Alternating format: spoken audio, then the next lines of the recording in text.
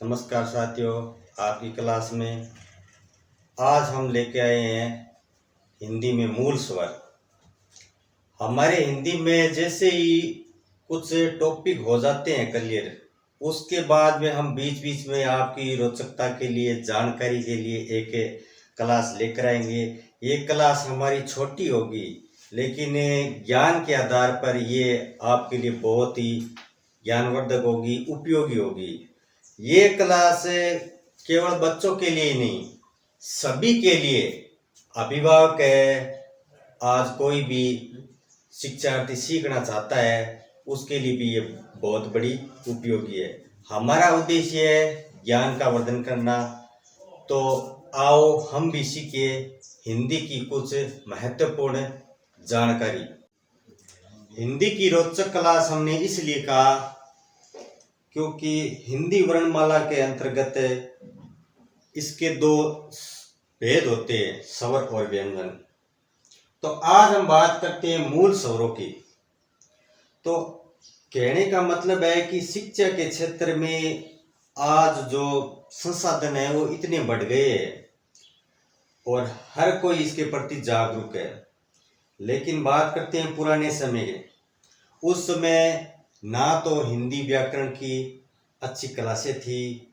अगर अच्छी क्लासें थी तो उस समय आज जो टेक्निकल संसाधन है उन चीज़ों की बहुत ज़्यादा कमी थी, यानी इनका प्रचार प्रसार नहीं होता था। इसलिए ये ज्ञानवर्धक जो रोचक चीज़ें थी वो शिक्षार्थियों के लिए अनभिज्ञता का कारण रही है।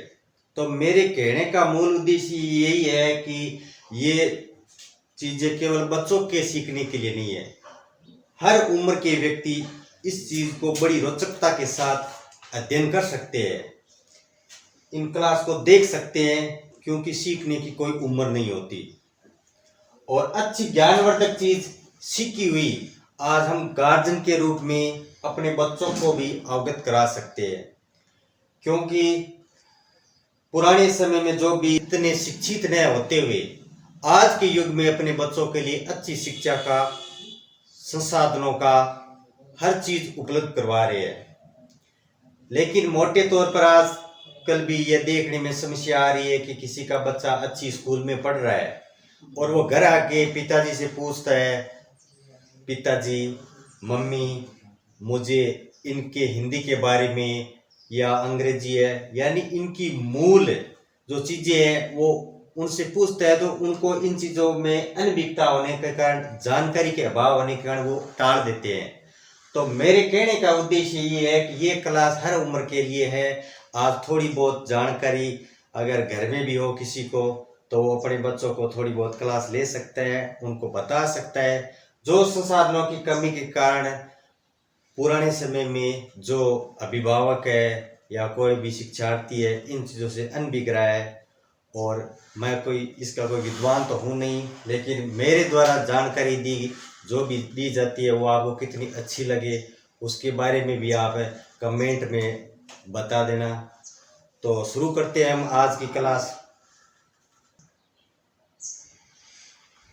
हिंदी वर्णमाला के दो भेद, स्वर और व्यंजन। बात करते हैं स्वरों की, जिनमें हिंदी वर्णमाला में स्वरों को 11 स्वर माने गए हैं। ये कितने स्वर होते हैं? 11 स्वर। ए, आ, छोटी ई, बड़ी ई, छोटा ऊ, बड़ा ऊ, री, ए, आई, ओ, औ, ये 11 स्वर होते हैं। तो बात है आज इनमें मूल स्वर कितने होते हैं। मूल स्वर यानी इनमें बाकी स्वरों की उत्पत्ति इन्हीं मूल स्वरों से हुई है। तो मूल स्वर है ए, छोटी ई, छोटा ऊ और ई। ये 4 मूल स्वर है। बाकी 7 स्वरों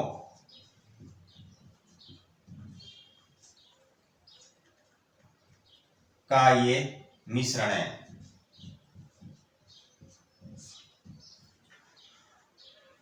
ये 7 स्वर हो गए आ, बड़ी, बड़ा ऊ, ए, आई, ओ, औ। ये किस प्रकार बने, हम इनके बारे में जानते हैं। तो चार मूल स्वर के पश्चात बाकी वाले स्वर है वो संधि स्वर कहलाते हैं। संधि का अर्थ होता है दो वर्णों के मेल को ही संधि कहते हैं।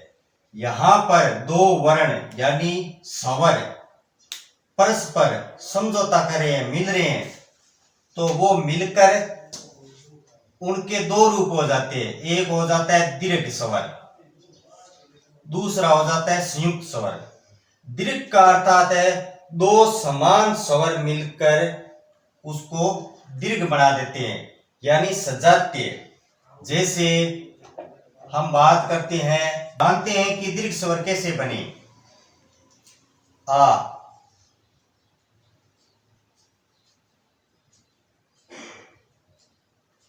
ए प्लस ए बराबर आ,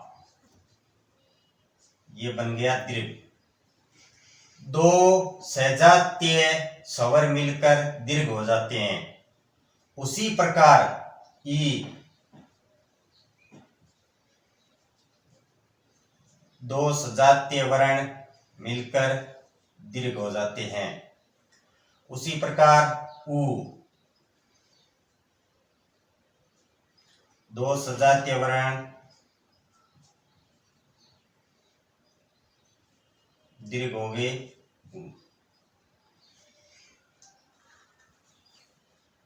अगला, दीर्घ स्वर के पश्चात हम जानते हैं संयुक्त स्वरों का जो मेल है वो किस प्रकार है। तो संयुक्त स्वर में जानते हैं ए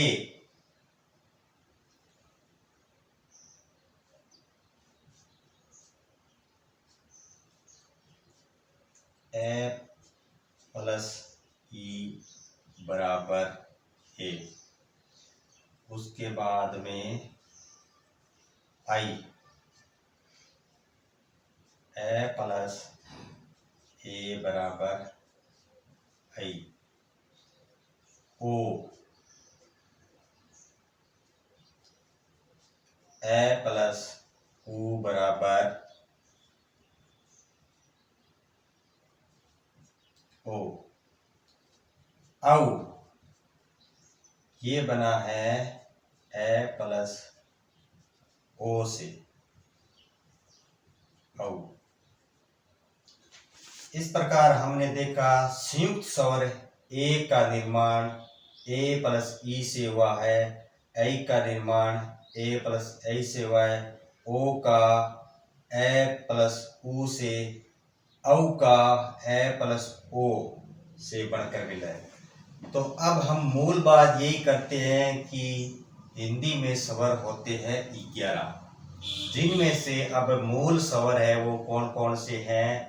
ए, ई, ऊ और री, यानी ये छोटे स्वर हैं, इसलिए ये मूल स्वर हो गए। बाकी बचे 7 स्वर। ये 7 स्वरों का निर्माण है वो इन्हीं 4 स्वरों के मिश्रण से हुआ है, जिनमें स्वर के जो संधि स्वर है ना, ये मतलब किस प्रकार मेल मिलाप से ये स्वर बने हैं। उसमें पहला है दीर्घ स्वर, जो समान स्वरों के मेल से बनते हैं। ये सजातीय स्वर भी कहलाते हैं। जैसे ए प्लस ए मिलकर दीर्घ रूप में हो जाता है आ, ई प्लस ई मिलकर दीर्घ रूप में हो जाती है बड़ी, ऊ प्लस ऊ मिलकर बड़ा हो जाता है ऊ। ये हो गए 3 दीर्घ स्वर। कितने हो गए? 3।